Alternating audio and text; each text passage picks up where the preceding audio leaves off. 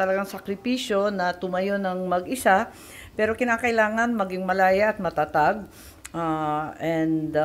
Eto nga, maraming nagsasabi noon na ako'y namamangka sa dalawang ilog. Ang ninanais ko ay ako ang daan kung saan magtatagpo ang lahat ng ilog. Tangway, ika nga sa atin. It's a tremendous sacrifice to stand alone. But I need to be free to cross the line, to talk to all parties, and to get things done. Uniteam was a dream that I shared in 2022, and I hold fast to that dream of unity for all Filipinos. Naisip ko lang na ayoko pumanig sa isang partido, sa isang sektor, sa isang personalidad. Wala nang panig-panig. Ang kakampi ko lamang ang sambayan Pilipino. Gagawin lang natin ang tama at ang makakatulong sa nakararami. First time ko nga gawin to kaya medyo aasahan ko na lamang na makukumbida ako siguro at kung papupuntahin ako, ano ba naman pumunta, wala namang problema doon. Ang kinatatakutan ko lamang yung init ng halalan. Alam naman natin na talagang nagiging malupit, minsan masakit yung sinasabi, kung ano-anong banat. Abay, hindi ko matitiis yun. Kaya maigi na lamang lumayo at magsarili kahit napakahirap. Ang malaking konsiderasyon yung sitwasyon ko, yun talaga ang pinakamahalaga. Kung may dalawa kang malapit na kaibigan at sila'y nag-aaway, kakampihan mo ba yung isa laban sa isa? Siyempre, ang gusto mong mangyari, pagbatiin sila, magkausap sila, at ikaw na ang magiging daan para doon. At kung hindi pa sila handa na magkaisa, mag-iintay ka muna sa tabi. Hindi ka papanig dun sa isa at ayaw na ayaw mo na magkaroon ng alitan yung mga kaibigan mo. Ganun talaga yun. At para sa akin, if I stand alone, I will be able to cross the line. I can cross that line in order to get things done. And that to me is the most important. Is to be able to get things done time and time again. Already, I think I've been successful in firstly being able to shepherd the Agrarian Reform Condonation Project. Nabigyan natin ng mga titulo, nag-umpisa ito kay Presidente Duterte. Naisingit natin doon sa Bayanihan 2, yung condonation ng milyon-milyon na utang nila, mga penalty. Nag-umpisa sa penalty sa interest. Tapos, nung si Presidente Bongbong nakumbinsi naman natin. Kaya't sa palagay ko, ayan na, andyan na yung mga titulo. Kaya para sa akin, tuloy-tuloy lang ang trabaho. Mas mahalaga yun that I am able to cross the line and then I am able to get things done. Yan din po ang nangyari sa ating ayuda. Nag-umpisa yan, ako yung pasimuno niya nung umpisa sa Bayanihan.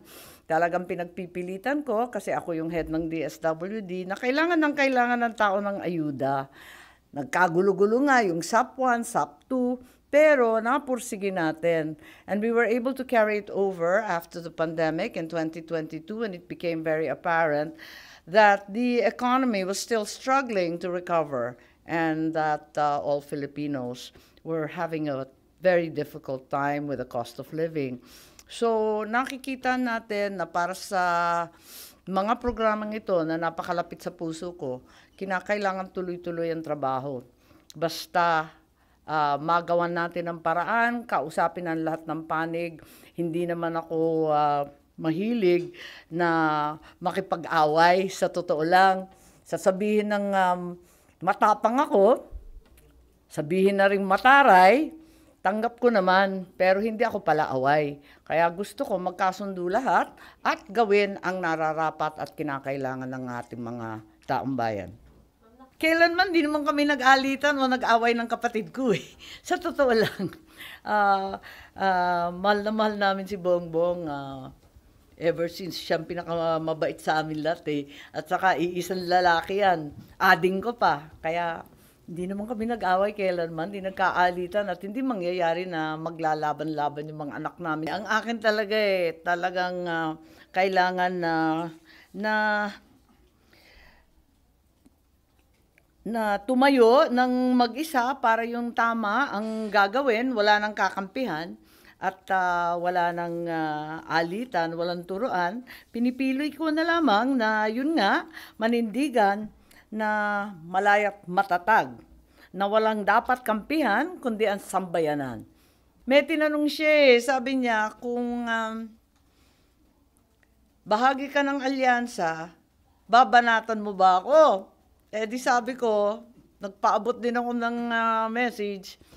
Siyempre hindi naman kita binabanatan kahit kailan. Yung mga tauhan mo pa, yung mga ibang aligan, yung mga nag-aaligid dyan. O sige, pero hindi ko naman gawain yan. Tapos, nung umuwi ako, napaisip ako, hindi naman ako bumabanat sa kanya. Okay, tama na yon.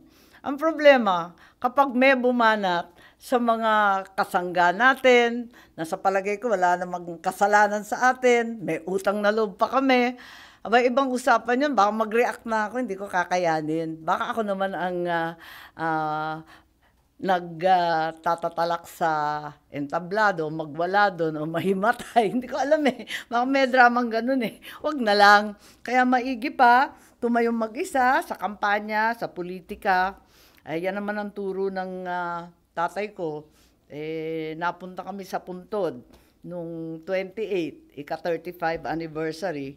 Ayun, para hindi na malagay sa alanganin ng kapatid ko. Kasi kinakabahan na nga siya, baka kung ano daw, yung aking ading, baka malagay pa sa alanganin. At yung mga kaibigan, masaktan. May gina yung tumayo kong mag-isa kahit napakahirap umikot na mag-isa. Ang alam ko lang, ayokong pumanig yung isa sa isa, kumampi sa kabila. Ayoko nang ganun nahihilo ko.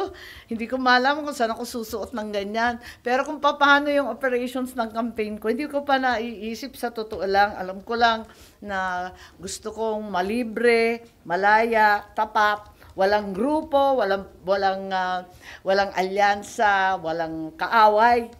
Basta ang kakampihan ko lang bawat Pilipino.